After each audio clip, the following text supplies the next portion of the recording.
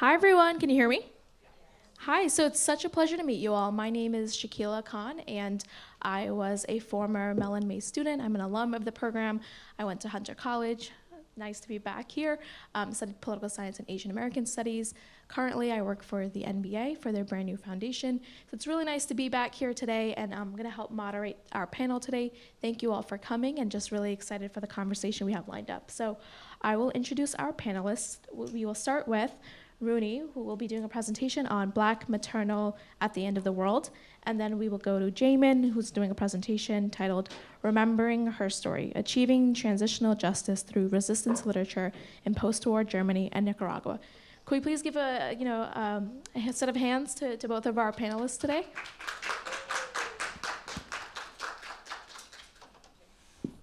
Hi everyone, my name is Rooney and I study comparative literature right now at Columbia.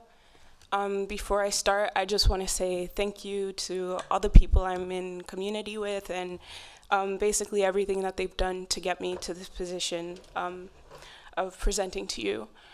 So my project is called The Black Maternal at the End of the World. And I really conceived this project out of thinking of the extant categories that we are dealt with. So thinking about categories of race, of gender, and also on a personal note, just understanding the terms of my own subjection as a Black woman, and understanding slavery and its different modes of violence and domination, as sexuating functions, and what that means is that they, in addition to the brutal violence at the core of it was reinforcing the rules of gender, the categories of gender, and kind of using that as a brutal regime of violence. So this project is questioning the boundaries of humanist thought. So I'm thinking about, the project of the world and of the human as objects of study in themselves and as the two essential products of the European colonial world building project. And I borrow a lot from Sylvia Wynter in what she says about us dealing with the crisis of the overrepresentation of man. And she talks about how what we have is this idea of the world and of what it means to be human that have been taken to be the reality of the earth itself and of its different peoples. So that is to say that how we come to understand ourselves, how we relate with each other, are all the residues of the violent imposition of the human as onboarded by the European colonial project. And so in establishing the stakes for the contemporary moment, I think that we see this crisis played out, this crisis of overrepresentation played out globally in the violences that are rehearsed all around the world. And the question, in short, is what do you do with a world on fire?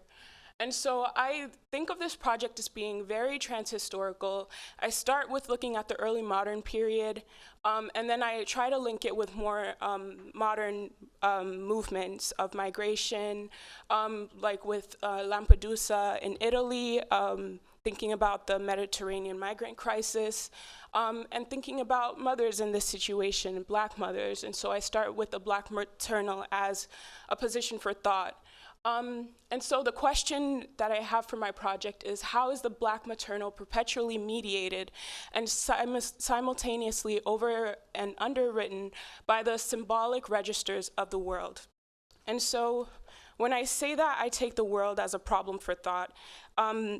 The intention of this project is really to undertake this idea and all its other vocabularies, the ways it comes up in the language as like the planetary or the global, the earth, the Anthropocene, etc., as a problem for thought, arguing that its premise presupposes the abject position of the Black maternal as its condition of possibility.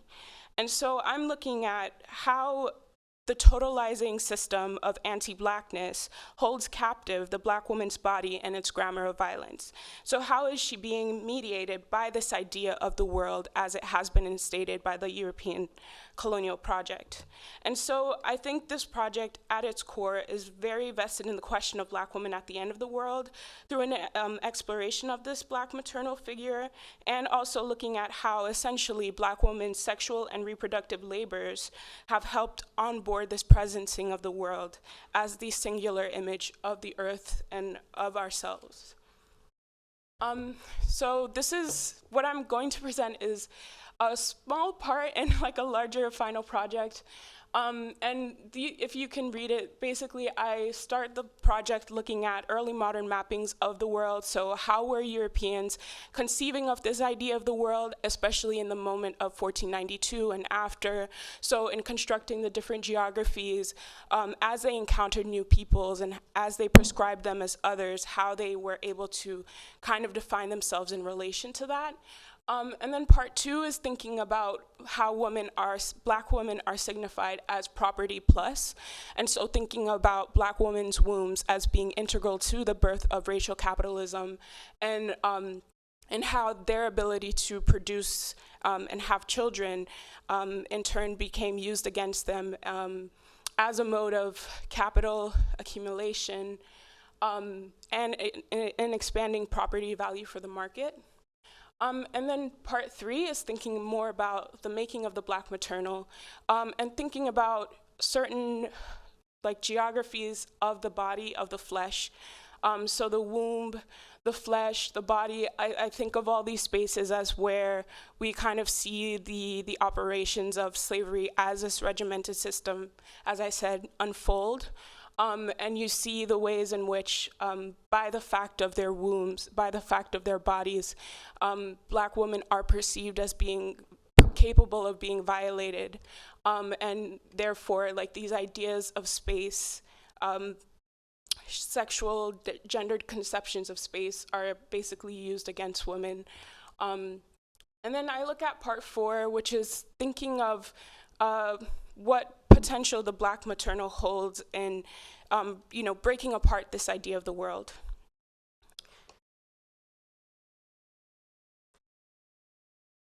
And so I have here a video, I don't know how to play it, but this is Joseph Borrell, and he's a European Union representative. And it's in Spanish, but basically what he's describing is the idea of how we need to invent a new world.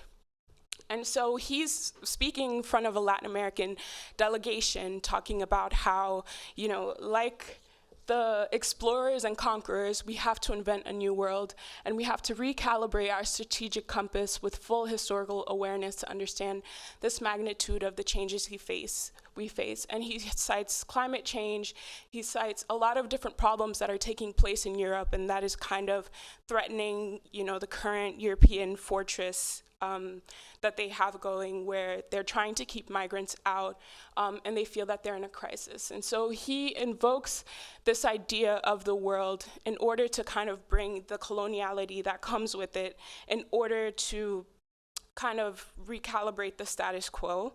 And so when he calls for this new world invention, it's not only calling back to 1492, but it's also showing the ways in which our contemporary moment and its global configurations of power perpetually require Black women's violation as its horizon of possibility.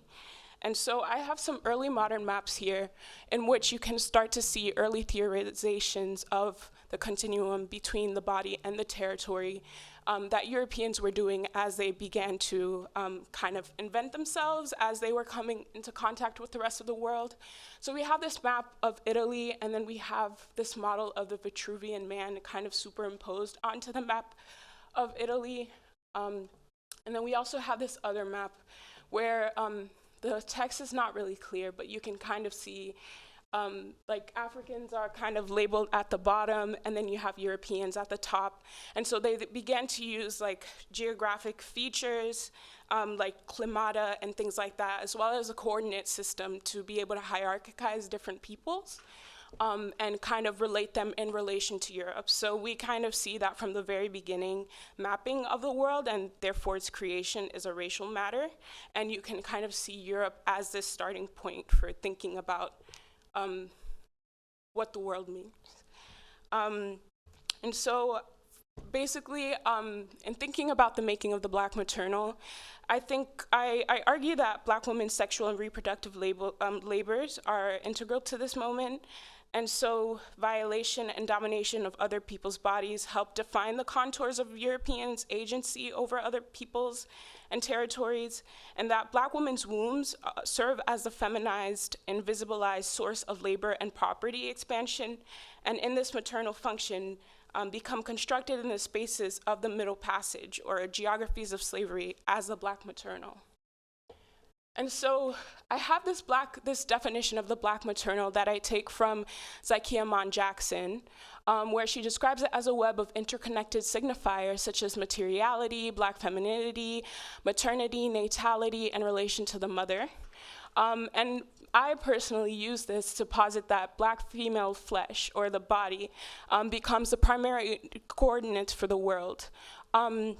And so I take this and then I modify it with Joy James' understanding of the Black captive maternal. And so here I have a tweet from Breonna Taylor on Twitter a month before she was murdered. And she says, "Why do I feel like all my life since I've been able to work, I've always been the one making sure folks straight and nobody has ever looked out for me the same way." And she was murdered by the state just a month later. And I think adding this modifier of captivity helps to explain the ways in which the state itself preys on Black women's care networks, how we continue to serve this maternal function for the state, and how it requires our death, how it sees our destruction as a mode of regulation. And so I think understanding women as objects of property whose bodies become plasticized in the optimization of their bodies for reproduction, accumulation, and profit, all of these things kind of hold them captive as this maternal figure whose body is being constantly used in order to set a status quo or to make the politics of the world cohere. And so I have this here, and I also want to think about the ways in which the state hijacks what we do in order to take care of ourselves, and how, in some ways, trying to build our way out of this problem, we end up replicating the state's violence or succumbing to it in a violent way. And here I think about the semantic and the spatial as two languages that have shaped and have given a sort of legitimacy to the inheritability of slavery in the language of partus sequitur ventrum, which was the legal code that says that the child follows the belly, and essentially it's what surveilled Black women's childbearing capacities. And so I think in looking at these codes, this one is from 1600s Virginia, and it says Negro woman's children to serve according to the conditions of the mother. And then we have the Code Noir from Louisiana, French Louisiana, that is basically saying the same thing. And so I think about the relationship that a Black mother has with her child, and how through these legal codes, this relation is ultimately severed. There's no possibility, or it appears so, for a kinship. And the only way that she can lay claim to her own child is through the passing on of the status of slavery, which brings about specific things about the Black maternal. And I want to also call on The Belly of the World by Saidiya Hartman, where she talks about the ways in which gestational language, so the language of the belly, of the womb, have always been deployed in world-making and world-breaking capacities of racial slavery. And then she finishes this paragraph by saying that the theft, regulation, and destruction of Black women's sexual and reproductive capacities would also define the afterlife of slavery. And with that, I kind of move into this video of Black women crossing the Mediterranean and the violences that they face. I don't know if it'll be able to play. Yeah, can you play it? Thank you.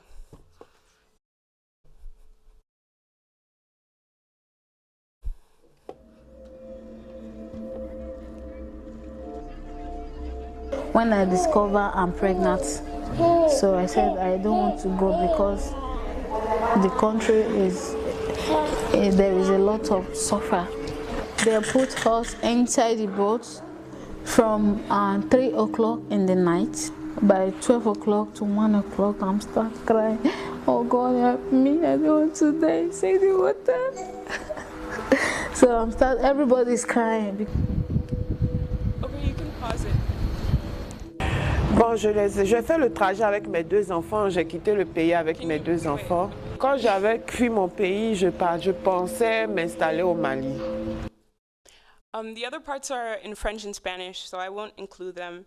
But I have them here in order to think about the contemporary examples in which the Black maternal is caught up in the rehearsed violences of this idea of the world. You have, on one hand, Joseph Borrell talking to the rest of the European Union about renewing and re-enchanting this idea of a new world and, evoking the ideas of conquest in order to deal with, the extant problems of migration that Europe is facing right now. And then on the other hand of that, you have the Black women who are at the end of this world project who have to suffer the violences of crossing the Mediterranean to try to make it into Europe. And I want to kind of finish off looking, I don't think this works anymore. Yeah. Okay. Thinking about the captive maternal, so again, going back to Joy James and the womb of Western theory, thinking about the ways in which Black woman is required and marked by these violences, not primarily because of their victimization, but primarily because of their productivity and the continued consumption of their bodies and their childbearing capacities.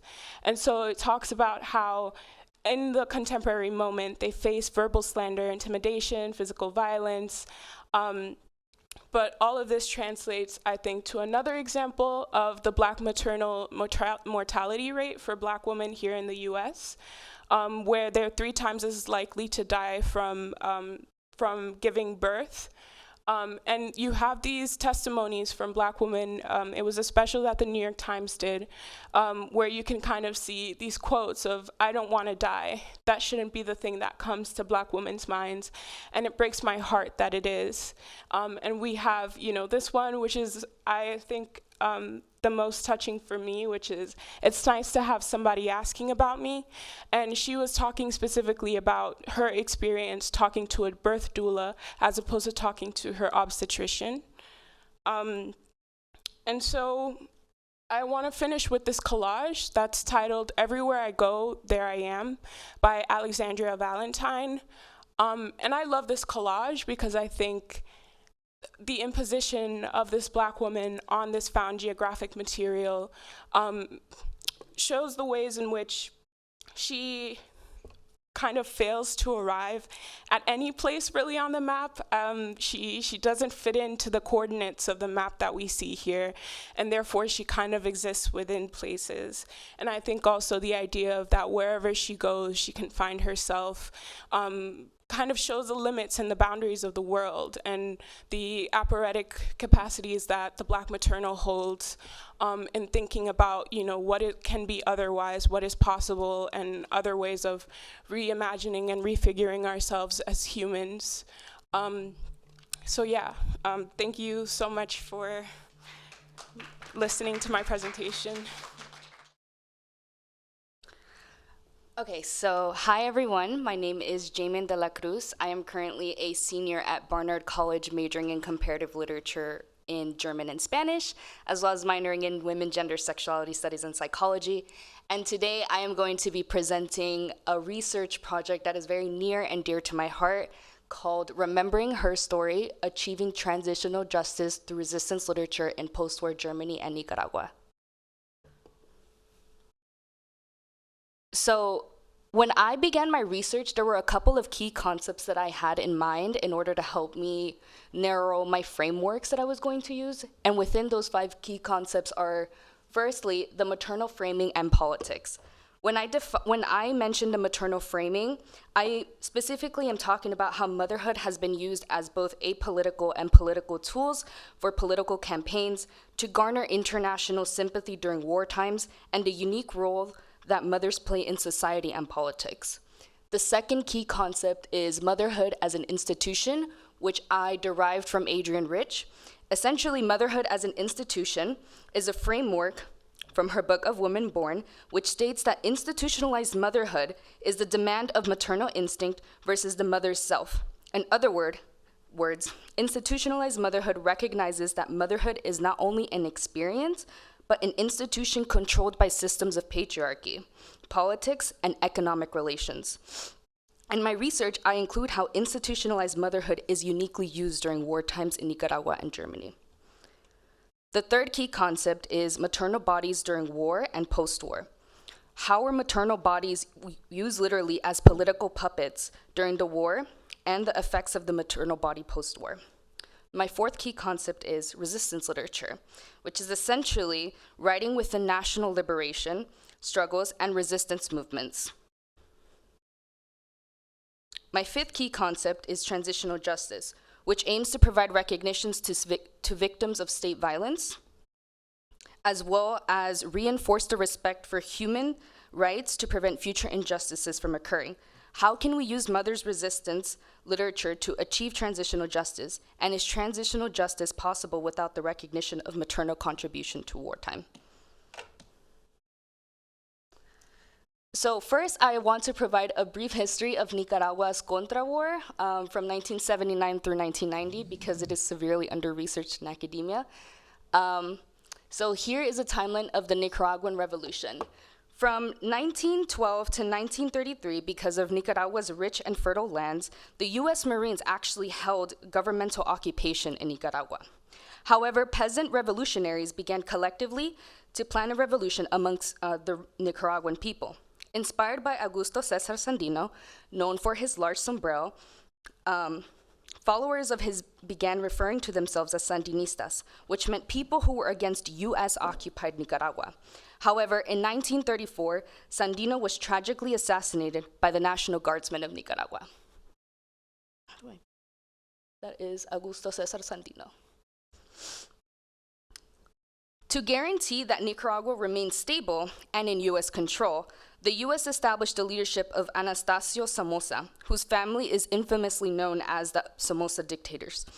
In 1956, Anastasio Somoza, the then president of Nicaragua, was assassinated by Nicaraguan poet Rigoberto López Pérez, who is now known as a Nicaraguan hero.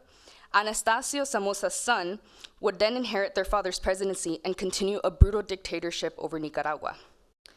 In 1961, the Sandinista National Liberation Front, also known as the FSLN, was created and recognized among Nicaraguan citizens as a legitimate political party. In 1981, the Contras were strategically formed by the US and trained by the CIA to fight against the Sandinistas' growing power over Nicaragua. Interestingly enough, the International Court of Justice actually held that the US had violated international law by supporting the Contras in their rebellion against the Sandinistas through the CIA's Manual on the Psychological Operations in Guerrilla Warfare. In other words, torture tactics. From 1985 to 1987, the scandal known as the Iran-Contra affair occurred, where under the Reagan administration, the US was exposed for selling weapons to Iran in exchange for hostage and to fund the Nicaraguan Contras. The Contra War came to an end through a ceasefire. Nicaragua signed a Tela Accord in Honduras, declaring that they will demobilize the National Liberation Front of the Sandinistas. Soon after, the Democratic Union of Liberation supporter Violeta Chamorro was elected as the first and only woman to hold presidency in Nicaragua. In 2007, Daniel Ortega would be re-elected as Nicaragua's president and still serves so as to this day, which means that he himself is now contributing to a dictatorship despite being a Sandinista. So how does motherhood exactly fit into the Nicaraguan Contra War? Firstly, I used Maria Rural by Arlene Su, which is a song, poem. So here is an example of Arlene Su. She was a Chinese Nicaraguan activist, poet, writer, and singer. She was known for her fierce activism on behalf of the Sandinistas. However, in 1955, she was killed during an ambush caused by the Somozas. She was later labeled a martyr, and her image has widely been used by student protesters as a representation of youth activism. What caught my eye about Su was that in her song, Maria Rural, she specifically pays tributes to mothers residing in the rural countryside of Nicaragua. So Nicaragua has a famous newspaper called La Prensa, And Arlensu was very famous for posting her songs and her poems within La Prensa. So for example, there is Maria Rural, which is in Spanish. I did a translation of Maria Rural a couple years ago, and I labeled it Rural Maria. And I will read this poem. So, through the country trails, you carry your sorrow of love and desperation, resides in your room made of earth and clay. You carry a little round jar that you fill year after year with seeds that are planted by a poor peasant. Today, I want to sing for you, rural Maria. O mother of thy country, mother like no other, today I want to sing for your poor children, for your discarded remains, maternal pain. Malnutrition and poverty are what surround you. A straw hut remains in silence. Only the rumble of the jungle is heard. Your hands are made of cedar, your mournful twilight eyes. Your tears are made of mud that you spill on mountaintops. For that reason, on this occasion, today I want to sing to your heart. Today I want to tell you that what I feel amongst all of this poverty and desolation. Through the meadows and rivers, the peasant mother goes, feeling the winter's cold and sensing her terrible destiny. Through the country trails, you carry your sorrow of love and desperation, resides in your room made of earth and clay. Today I want to sing for you, rural Maria. O mother of thy country, mother like no other, today I want to sing for your poor children, for your discarded remains, maternal pain. This song has guided my research on motherhood in Nicaragua because Sue encapsulates the maternal pain associated with being a mother during war in Nicaragua. Furthermore, Sue's song is incredibly important when researching the impact of motherhood in Nicaraguan war, since it is one of the very few acknowledgments of Nicaraguan mothers. During the Nicaraguan Revolution, mothers played a key role in winning the war, yet are purposefully unacknowledged by the Sandinista government for their contributions. From domestic roles and tending to the rural side, mothers also served in physical combat, strategizing with male comrades on taking over significant cities in Nicaragua that would give them advantage over the Contras. Nicaraguan mothers were also used as apolitical tools to garner the international support due to the US campaign against the Sandinistas. The tears of mothers who lost their sons and daughters in combat were used as shields against the Nicaraguan Catholic Church to prevent bishops from helping mothers fighting against the unfair drafting of young boys. Yet despite the contributions mothers made to the war, automatically women were forced to submit back into positions of traditional roles. But several Nicaraguan mothers fought against this. So here is an example of how Nicaraguan Sandinistas use propaganda to gain international sympathies from mothers. We see here that a mother is holding her child breastfeeding, and on her shoulder, she's actually carrying a weapon. This was photographed by Orlando Valenzuela, titled Miliciana de Guasbalito. You can see that she is also on an active military compound through the background, although it is a bit blurry to see. This photograph was used a lot by the Sandinistas to show their acceptance of women holding multiple roles. However, what several people don't know is that several women fighters were subjected to physical, verbal, and sexual abuse by their own comrades. And after the war, several women fighters struggled to adjust to regaining their traditional roles. And mothers still disproportionately faced violence, illiteracy, and unemployment. So how do Germany and Nicaragua relate on their treatment of mothers? Germany may seem like a very random country to include. However, when I was a freshman, I actually impulsively chose to learn German, and I decided to stick with it throughout the rest of my college career. And what's interesting to know about my research from Germany is that there's actually a lot of German migrants that moved to Nicaragua during the Second World War, even though Nicaragua and Germany were not allies. So in East German mothers from 1949 to 1990, during the end of the Second World War, Germany was divided into two, East Germany and West Germany. East Germany was very socialist, West Germany was capitalist. Because East Germany was socialist, they actually encouraged women to embrace non-traditional roles, such as working, being part of political party campaigns, etc. Whereas women in West Germany were expected to still fulfill their traditional duties. Because Nicaragua and East Germany share this idea of socialism and Marxism, I believe that it's very important to research how women and mothers were treated during this time. Because even under socialism and Marxism, on paper, it may seem that women were free and liberated to do what they want, but the reality is that they were still being suppressed.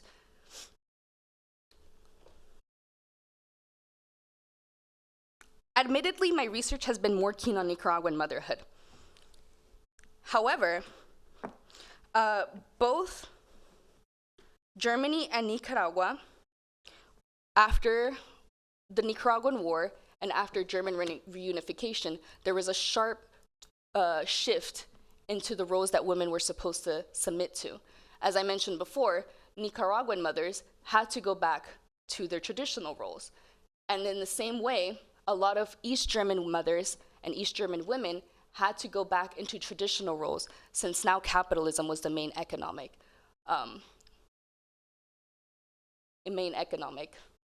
factor.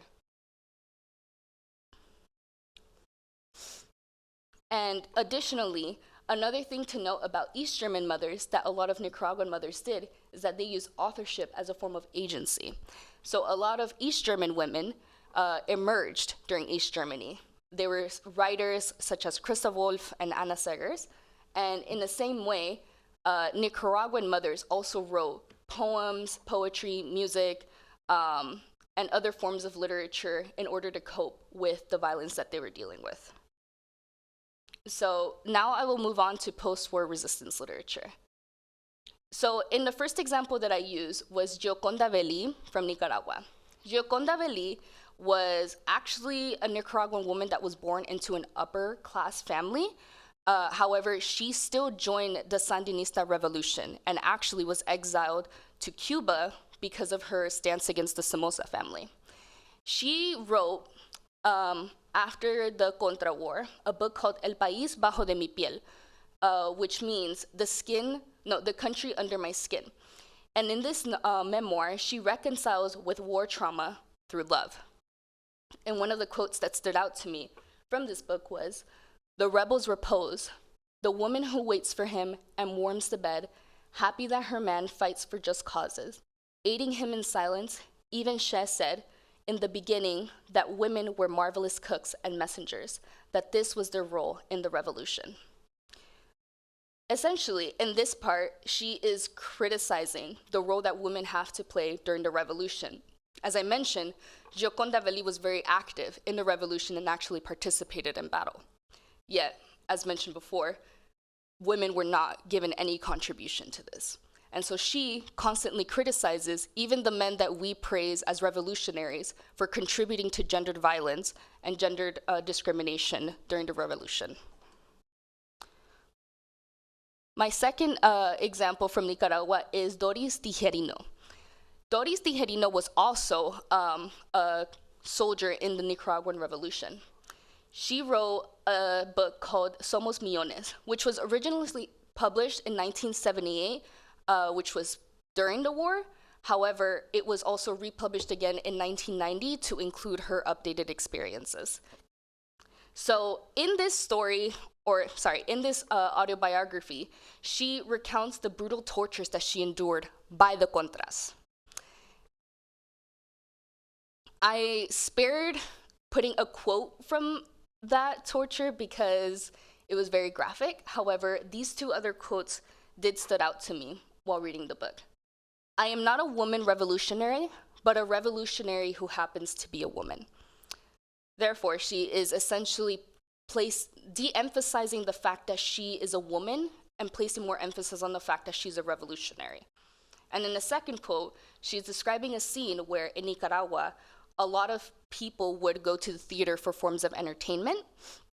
And in this particular scene, the actors were reenacting a scene of a comrade, so a Sandinista, being jailed by a contra, or like someone that's part of the Somoza family. And the public thought that it was so real because of how well it was being acted. And so she describes this scene where the public ran and screamed, but one woman, instead of running away, rushed impetuously at the actors and succeeded in grabbing a comrade, and without letting him go said, "My son, they'll kill the two of us, but they won't take you away."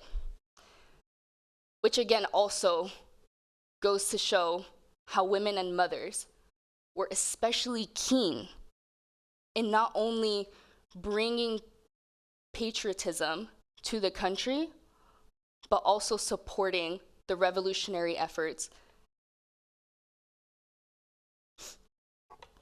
For East Germany, I decided to include Christa Wolf's Cassandra.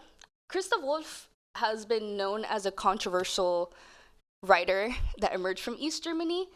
However, I included this example because she did write this book around the time where Germany still wasn't reunified, but they were still dealing with the aftermaths of World War II. So she wrote a story called Cassandra, which is essentially is a reinterpretation of the Battle of Troy. However, she reinterprets this as a war for economic power. And she quotes, or I quoted from her book, "In the middle of war, you think of nothing but how it will end and put off living. When large numbers of people who do that, it creates a vacuum within us, which the war flows in to fill." And lastly, I want to end off on this question, transitional justice, and if it is achievable, because this is something that has also been stumping me within my research. Transitional justice. How can we use resistance literature to reconcile with the past? And is it possible to reconcile with the gross injustices that mothers have faced? Is it possible that resistance literature can be used as a method of healing and memorialization and as a tool for agency? Thank you.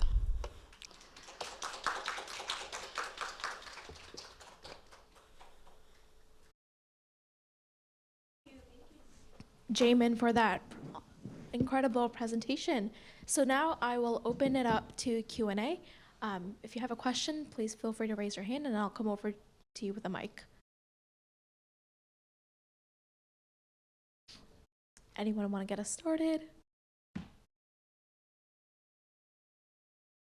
Yes. You can start with sharing your name and your question for the intended panelist. Thank you. That was a wonderful presentation, both of you. Thank you for sharing with us. I wanted to know from both of you, how did you first get involved with thinking about these themes? I don't think you have kids, maybe you do, but how did you start thinking about these themes? Thank you.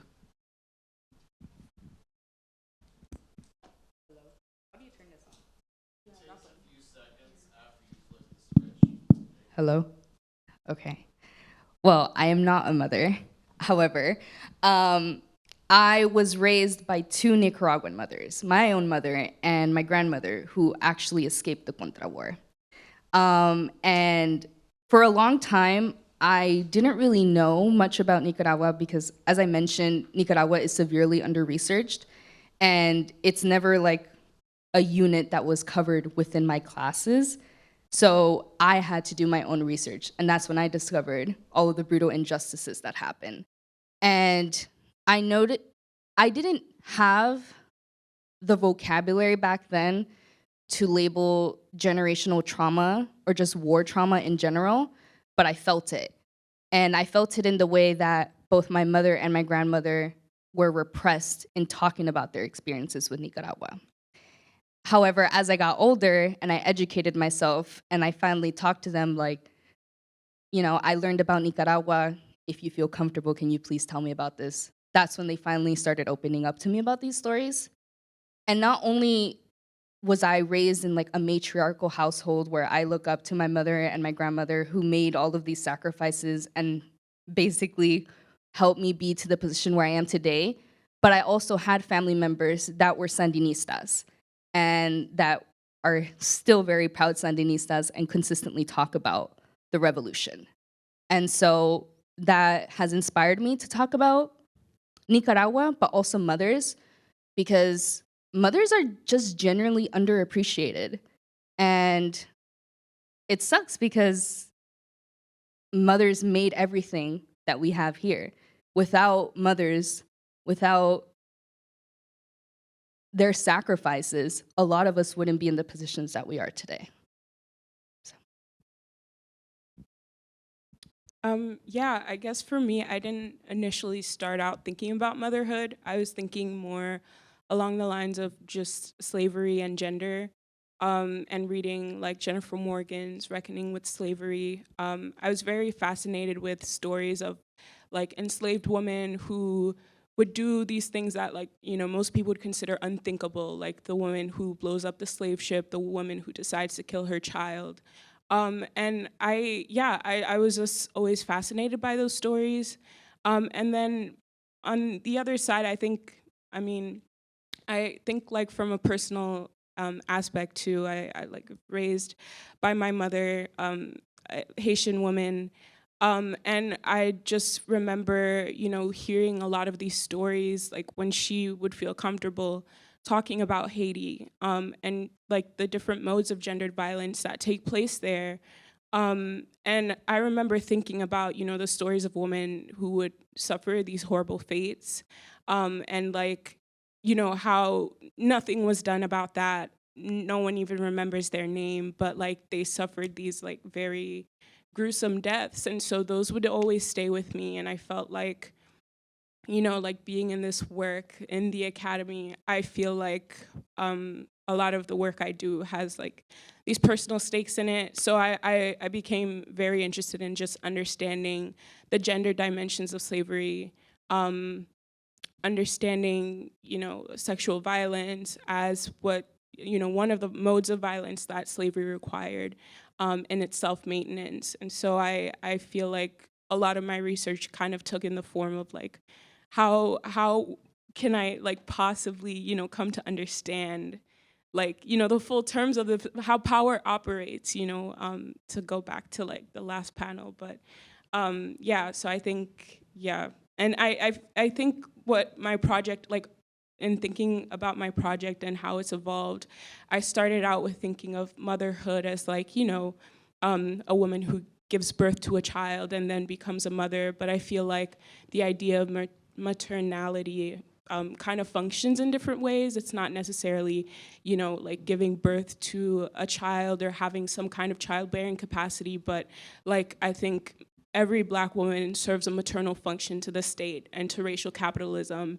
I think that we are constantly producing something for them, and I think like now my understanding of maternality, I don't know how to say this word, I think a lot of it kind of revolves around like the terms of production and reproduction. Yeah. Thanks so much, Roni. And I'm curious to learn more about, you know, in your presentation, you talked about how the state sort of views like Black women's violation as the horizon of possibility. And I'm curious to learn more about like, for you, like, how do you think about like, what's the possibility or sustainability for a arguably like decaying state that sort of operates in that way, that is producing itself over and over again in that way? Yeah, I don't know, that's a good question. I feel like when the state realizes that it's failing or that it's dying, it kind of doubles down on the violence even more. Or it finds ways to kind of co-opt the language that it sees the resistance taking, and then, you know, uses that to kind of rebrand itself, and therefore like the structure itself just like never changes. And so I think that's part of it. I think like whenever there's any pushback to the state, like the end of that is like more Black women dying. And I think like Black women kind of serve as a foil, you know, to their grand plan. Not inherently, but I do think that there are different things, different modes of resistance that we have the possibility of embodying that I think kind of show the limits to their own language or what they can do. because, you know, we're just doing things differently. I hope that answered your question. Yeah, thank you. Thank you so much. Start here. This question was originally for Jamin, but I would like to hear your thoughts because you talked about blackness. Rooney? So you talked about, I disagree with when you said that, I'm not, like, I'm paraphrasing what you said, like mothers are undervalued or they're not. I disagree with that because I think that, to the contrary, I think that society reveres motherhood, like has mothers on a pedestal, so it makes it difficult to contend with women who become mothers and do not want to be mothers, or when we talk about like anti-abortion movement and women who, you know, for whatever reason they become mothers and they're not maternal. You know, I don't think that every woman is maternal. Every childbearing person is maternal. Sometimes the role of motherhood is subscribed to a person that doesn't want to be a mother. So I think that can be subjective. I honestly think that women, the way we talk about mothers is in a very like holy kind of way, and it makes it impossible when you talk about generational trauma. The trauma that our generations, like, we're here to break the cycles, like the trauma that comes into our lives from our own mothers. I mean, if your like own personal experience was different, but then who do we subscribe the role of mother? Like, who's the mother in a family of, let's say, somebody who was born into a family where the mother didn't want to be a mother, and now the eldest, like this happens a lot in Latin American communities, where the eldest child will now bear that responsibility for the younger siblings, things like that. So I don't know. I don't, like, I just want to hear your thoughts on just motherhood, and because I don't think that, you know, like, I feel like my mentors, like the women in my life who took that role for me, or even me becoming a mentor to younger kids, because I feel like we inherit the world from our kids, not from our ancestors. Was that directed at both of us? Whoever wants to answer that, both, yeah. I think that, you know, I agree with you to that sense, because I actually was in a discussion about, you know, it was, I forgot the author's name, but they essentially made a distinction between mothers doing labor for love versus mothers doing labor that's unpaid. And I think that it can just be applicable to someone's own experiences, but as a whole, as I mentioned in my presentation, like, motherhood is an institution.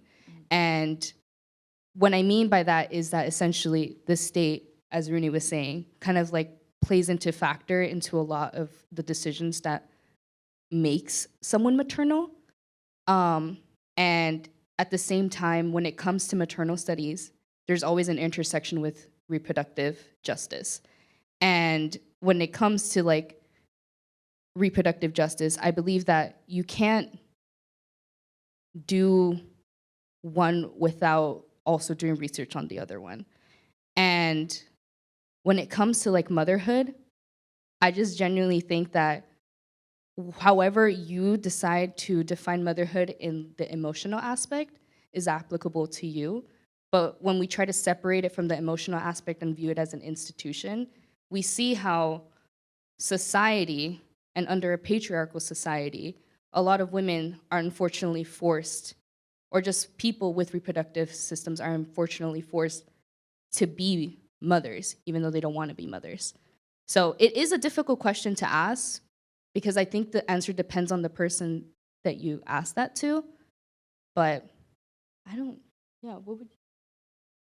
Yeah, no, I agree with you. I think, like you were saying, the research that I was doing, it's looking at the ways in which, you know, Black women were forced into these like maternal positions, in the sense that, you know, they had their bodies regimented according to like this calculus of like how much can you reproduce so we can have, you know, this labor source present on the plantation, you know, working for us. And so like in my project, I talk about Black women being signified as property plus.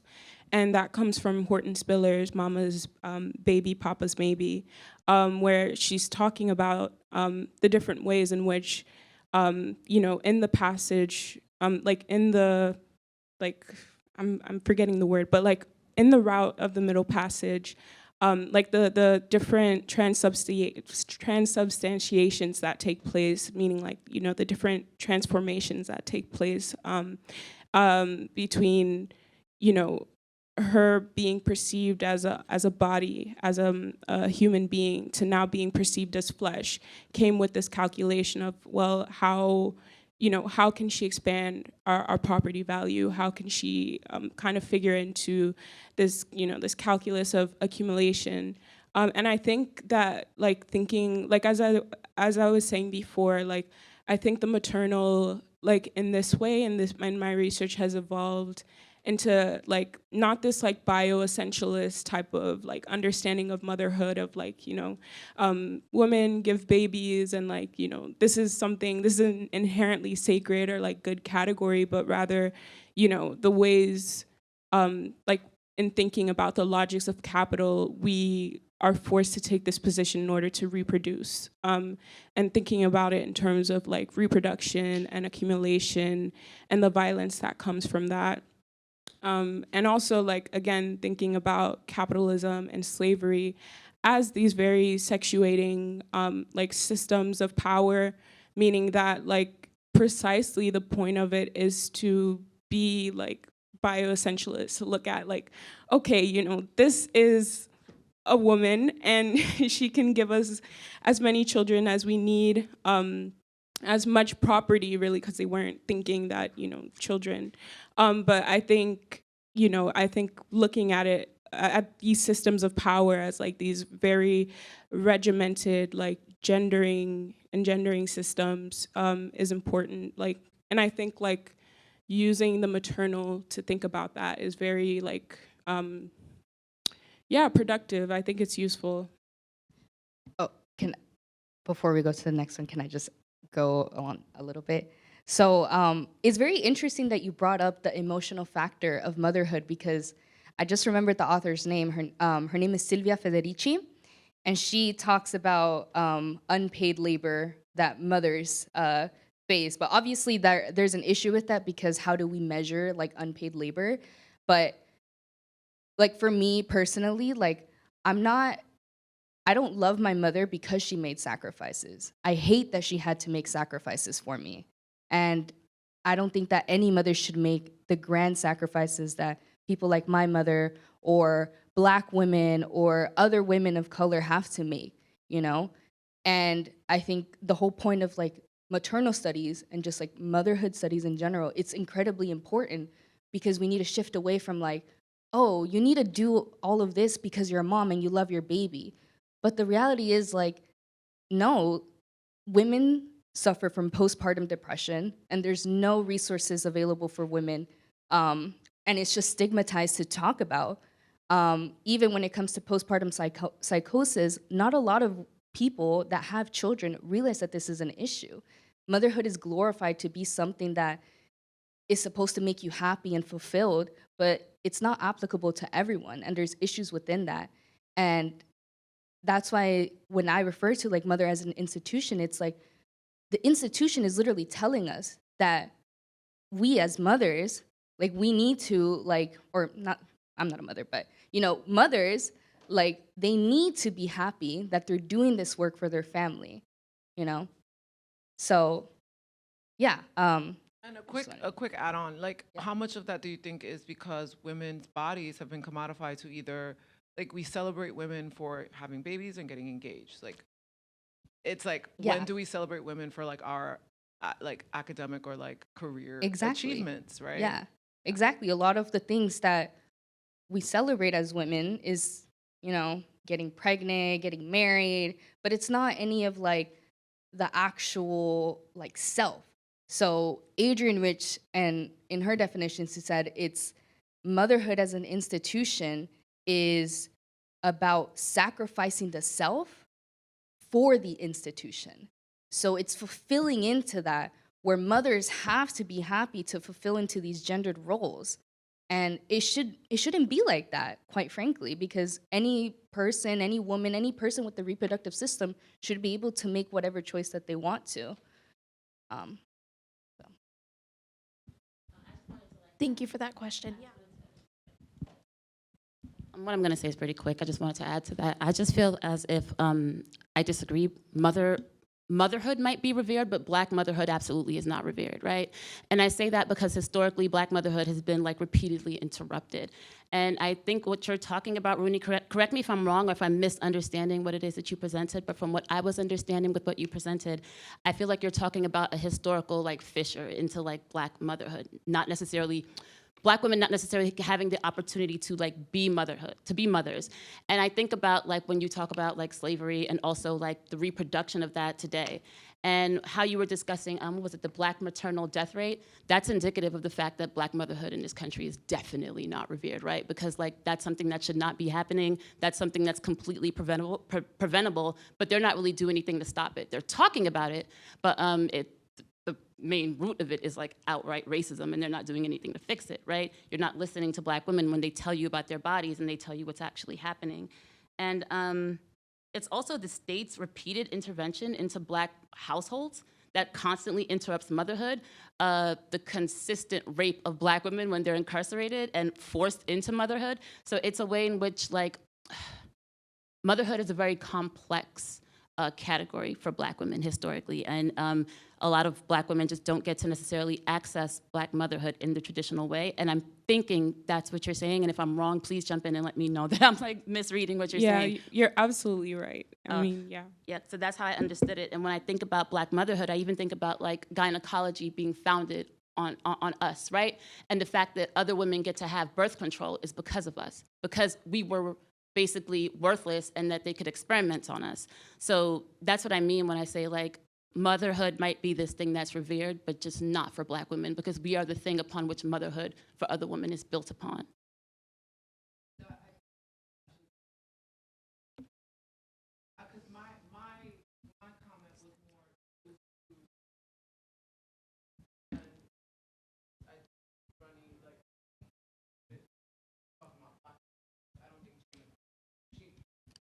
You mentioned Blackness after your, Yeah. like, my mother is Black.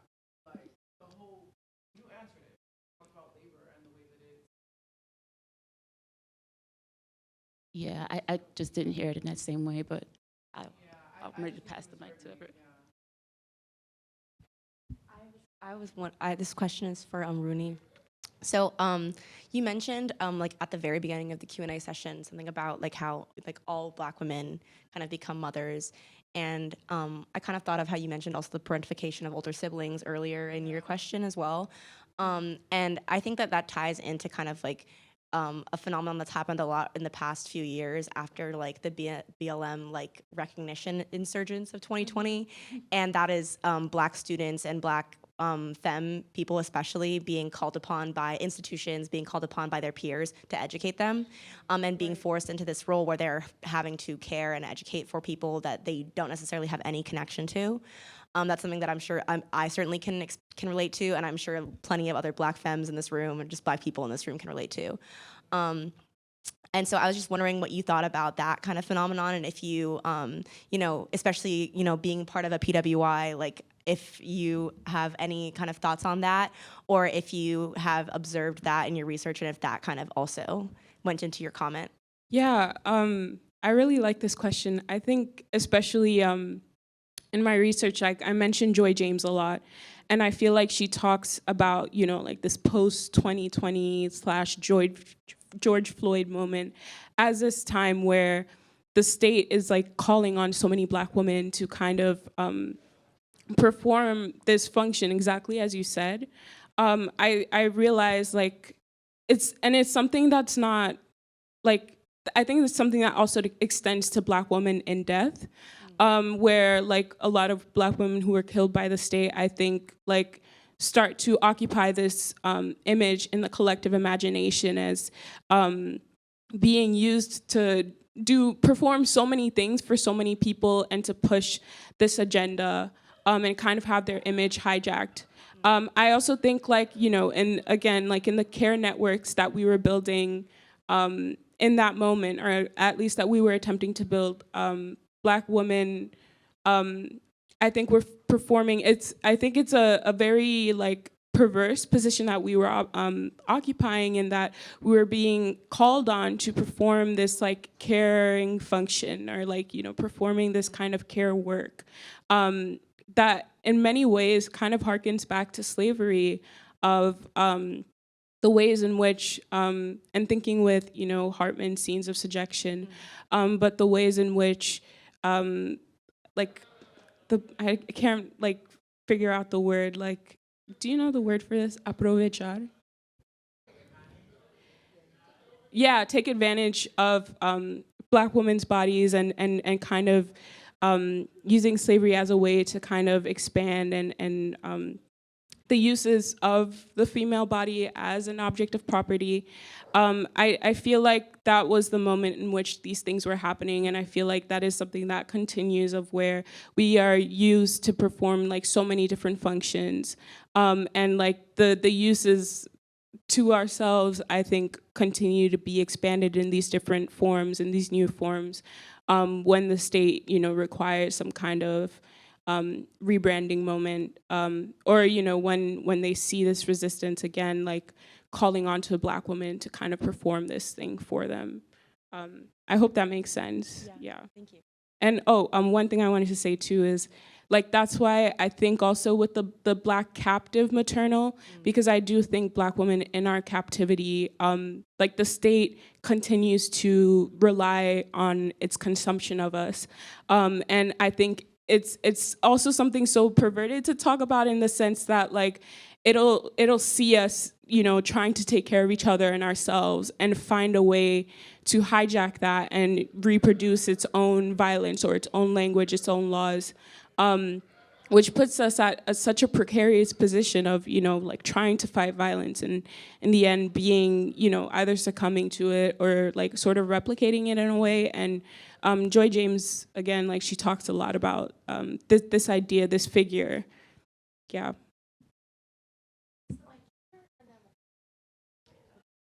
Yeah, I wanted to go, yeah. This is for Rooney, but I also feel like you could answer this, Jamin, as well.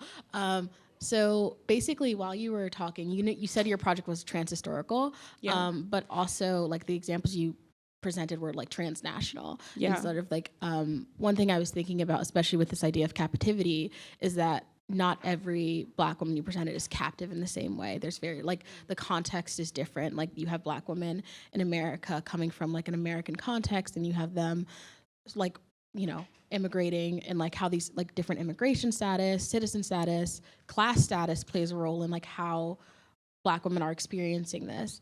And I would love if you even had any comment about sort of how those very different like axes of oppression or identifiers plays a role in this captivity. But also, like, you mentioned the doula, like with some of the quotes, I was thinking, how does those various like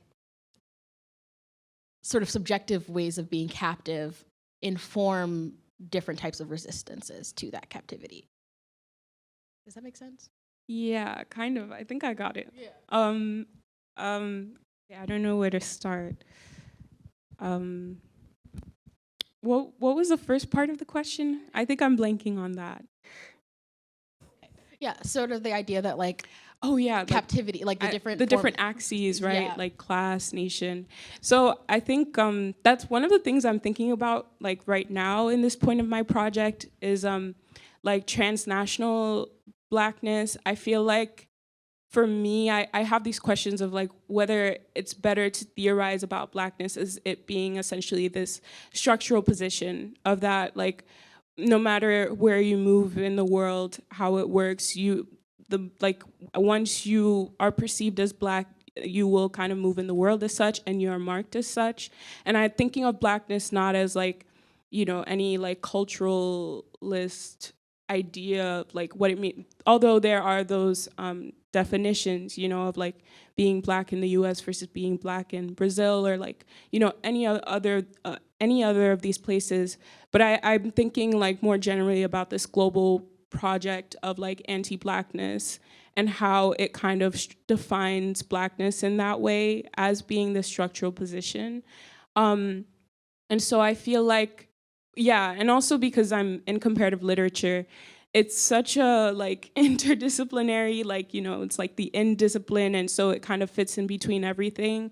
And I feel like what I end up finding myself doing is asking myself whether certain theories will travel or be applicable to like another country or like the histories of those countries. For example, more specifically thinking about like Horton Spiller's Mama's Baby, Papa's Maybe, and how she defines this like American grammar. But I feel like, you know, having been in like all these other places outside of the US, the what she's theorizing definitely goes beyond like, you know, just race in America. I think it's more applicable. And so I think, yeah, I think I'm thinking of Blackness in that way. And I'm also like really interested in global feminisms.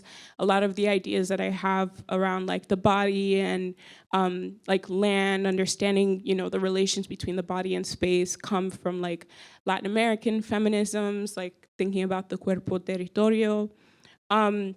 And then in relation more specifically to what you were saying about the different axes of like, you know, how nation, how citizenship, how class affect these things, I'm realizing that when it comes to the Black maternal, these, in many ways, Blackness and gender sort of supersede these metrics in their violence, if that makes sense. Like, I'm thinking specifically of Serena Williams and how she almost died giving birth. And so you kind of see these ways, and like there's so many of these cases where like even your money won't protect you from, you know, the possibility of that death. Although, you know, I do think like nation, you know, carrying a US passport or like being upper class or wealthier definitely like has its advantages, it has its privileges, and it makes how you move in many ways like a lot easier.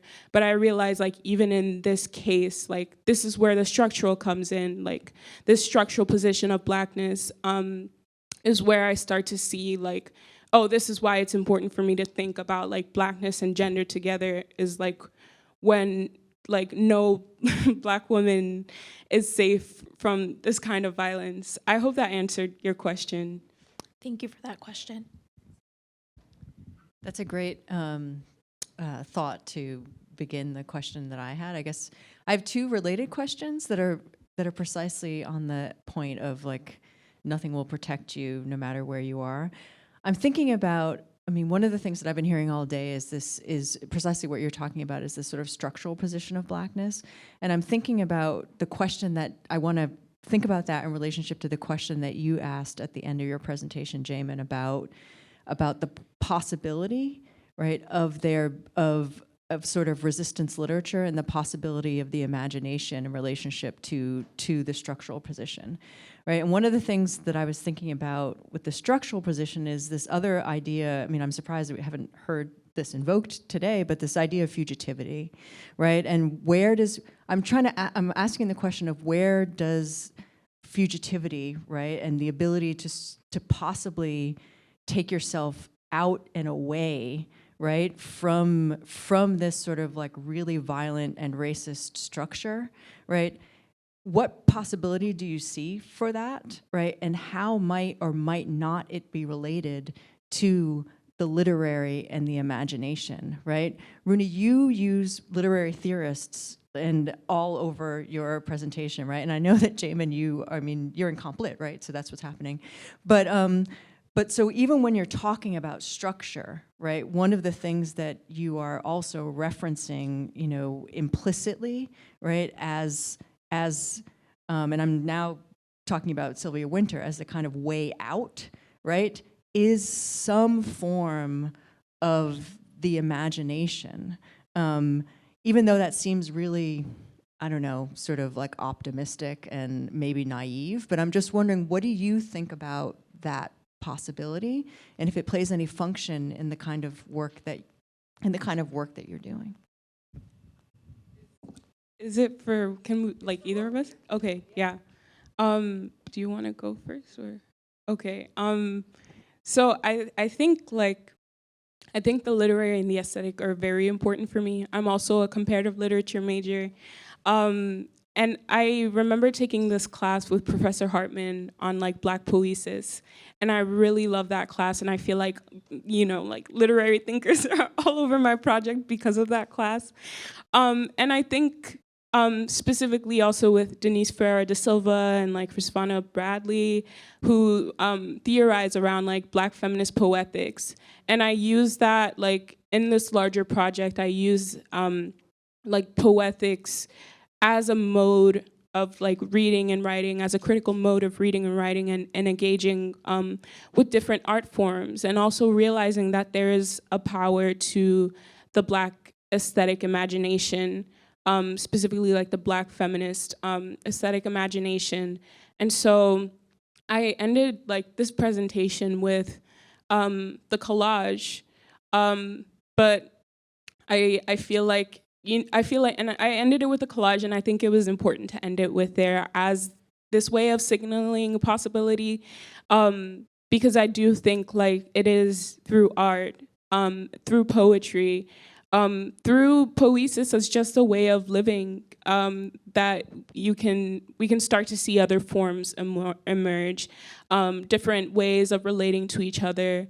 And I think also like a part of my project too is thinking about like what makes the Black maternal figure so like salient and so powerful is her non-representability, and that's coming from like Zyke Amon Jackson. But I think there is something about, you know, the ways in which, like, especially with the collage, as I was saying, she fails to arrive on the map. There are no coordinates that can like position her somewhere in the world.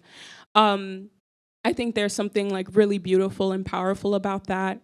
And yeah, I think there's something that also comes with intention and practice, and being able to produce, coming out of like thinking with the Black maternal as a starting point, as the position, as something that kind of like disarranges and disrupts all of the extant like representational schemas of the Western world that we're forced to deal with on a day-to-day basis. So I'm very much for, like, in short, I'm very much for you know, thinking about like Black aesthetics and the literary specifically as ways of, you know, like what Sylvia Wynter's talking about, you know, of these new, of breaking away from form. And that's the last chapter of my like thesis, but like, yeah, my research is thinking about, you know, how do we start from this position of the body, working from the body, and being able to produce and create new modes of thinking, of being out of that. And I feel like the ways most of the time where I've encountered that has always been like art. I make collages myself, and I love writing poetry. I love writing in general. So I see these as like really insurgent modes of like being in themselves. I hope that answered your question. It's really difficult for me to answer this question because aesthetics has been kind of my weak suits in comparative literature. However, like given the examples that I used in my presentation for the Nicaragua one, I specifically chose to use memoirs and just like narrative testimonies because those are kind of like well, not kind of, but they are actual documented cases of human rights abuses that hopefully can help achieve, like, in a sense, transitional justice. Because if someone reads that, it's about the reaction that they get. It's about, oh, wow, women, mothers shouldn't be going through this. But when it came to Christa Wolf's story, Cassandra, it's a fictional tale. And I think that within that fictional tale, she was able to critique the German war and also capitalism as a whole. And I think that's also like a very important literary tool. I mean, our imagination is arguably one of the strongest things that we have. Without our imagination, we wouldn't be able to come up with like the ideas to create research projects like these that are able to bring awareness to the topics that we want to talk about. And I believe that the reaction, as I mentioned before, is very important as well, just like how like will audiences react, because for me and in my research, when it comes to narrative testimony, and people are actually talking about the horrors that they went through, it's a shock factor. And I feel like that should also just be not a cautionary tale, but it's a reality thing of that people go through. And even if we create like stories based on imaginations, they probably still exist somewhere out there, you know?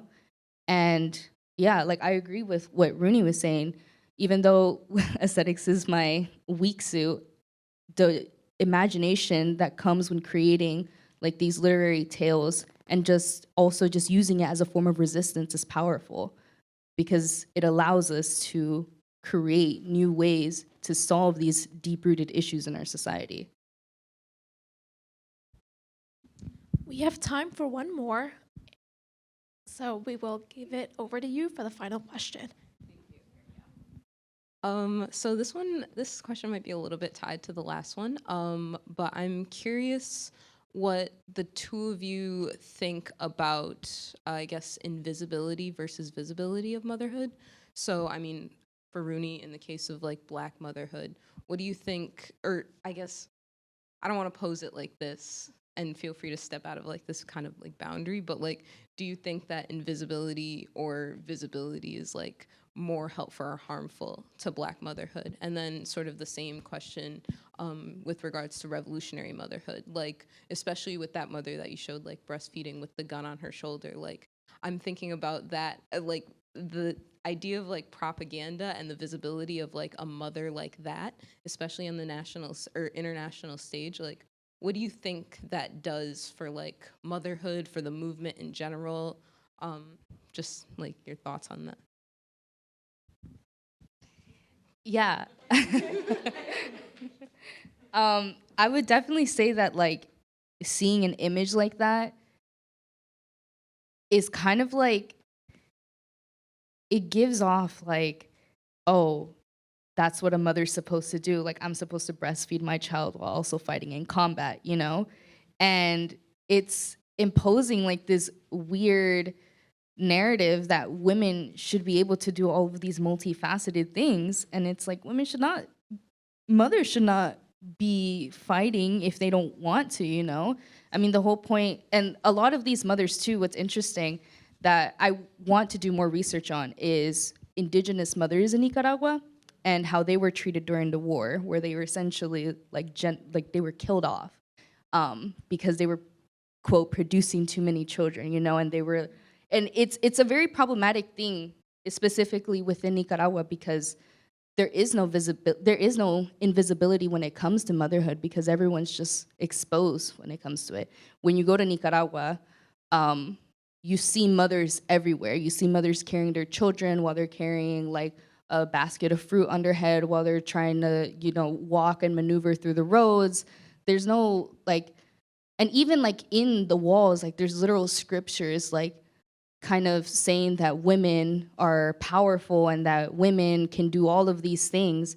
And it's even with the international awareness that all these mothers got, like there is no invisibility for them. There is no privacy for them. And it just for them, like their bodies are seen as like a means to an end, you know, to benefit the Nicaraguan government. And this is not even just like in Nicaragua, this is applicable to like a bunch of other places where war is prevalent.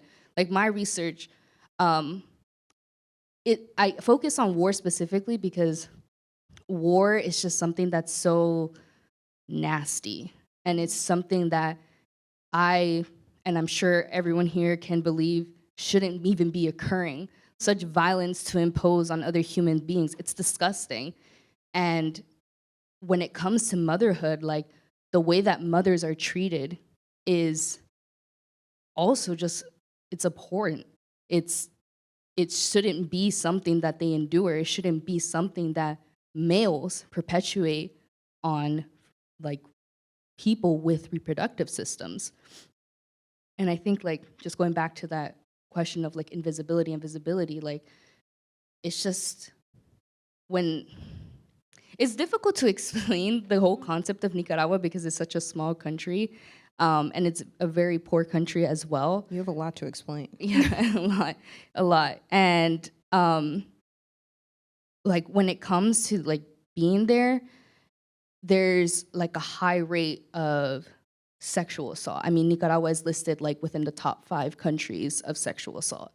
And you can argue, or you could even I can even attest to that because of family members, that a lot of mothers there are forced to be mothers. And the worst part is it's a Catholic country.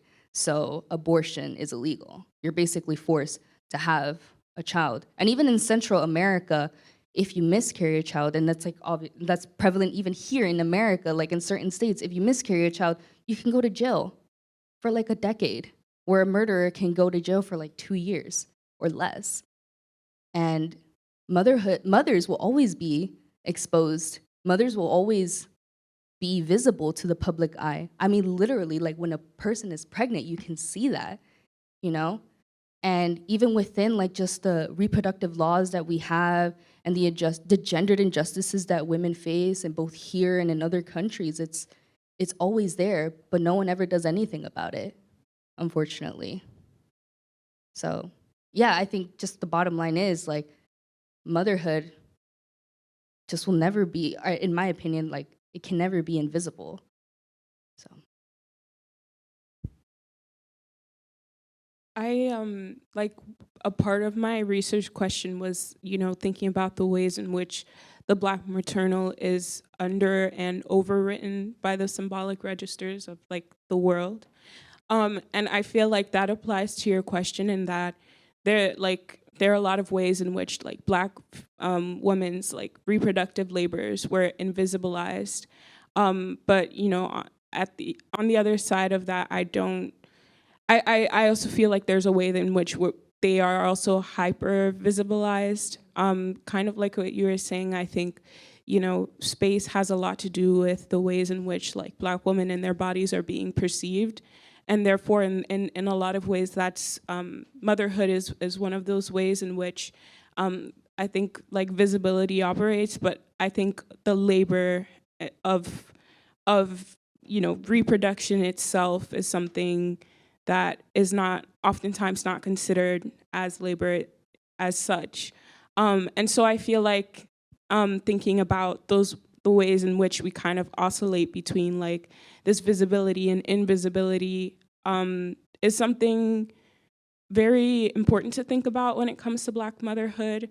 And I feel like in those ways, it's like where we are kind of like non-representable, because again, I think that you know, in all of these like over or under significations, I feel like is the person no one really knows or understands. Can they be knowable? Yeah, exactly. So that's how I feel about it. So I'm not even, yeah, like in relation to your question, I don't think I like fall on either side of like visible or more invisible or whatever. Yeah. Well, we are just at time, and I want to thank you all for being such an attentive audience. Can we give it up one more time for our panelists? Hello, hello, hello. Hey, folks, sorry to interrupt. We're going to wrap things up soon because folks need to get out of here. Hey, everyone, if I hadn't had a chance to introduce myself, my name is Kelvin Black. I'm the faculty coordinator here at Hunter. You all have been great. One of the great joys of doing this for me is that I was a Mellon Fellow, and now I get to be a coordinator of a program, but I also get to read all of your abstracts and form these panels and get really sad about not being able to be at all of them because you all are doing such exciting work. I was floating around, and the thing that the only reason really I ever wanted to go to graduate school was 2 reasons. I had a question that I was asking that a mentor helped me to ask. And then the other thing is that I just loved having a conversation about these ideas and having people engage with them. The thing that I loved each time I would stick my head in the room is that, one, I could hear the conversations that you've been having to generate the work that you've generated. And then I loved hearing the conversations that you were having during the Q&A. I hope that the conversations that I heard when we were having the lunch hour and the coffee break, that you'll continue those conversations with folks outside of your institutions, that you've exchanged information, and that you'll keep it going, keep it building. I always tell my fellows that I got my first publication from a friend who asked me what I was thinking about when I was crossing the street. And he said, you might want to check this out. So I hope that you stay alert to each other's ideas and you stay alert to your own. I'm so grateful that you take your questions seriously. You'll teach other people how to do the same. The swag bags are located right near the introductory desk at the front. So if you haven't already received them, I kind of gave them out periodically, but do make sure that you get one on the way out. Thank you all for making this a fantastic event, making this a success. You all did a fantastic job. Thank you.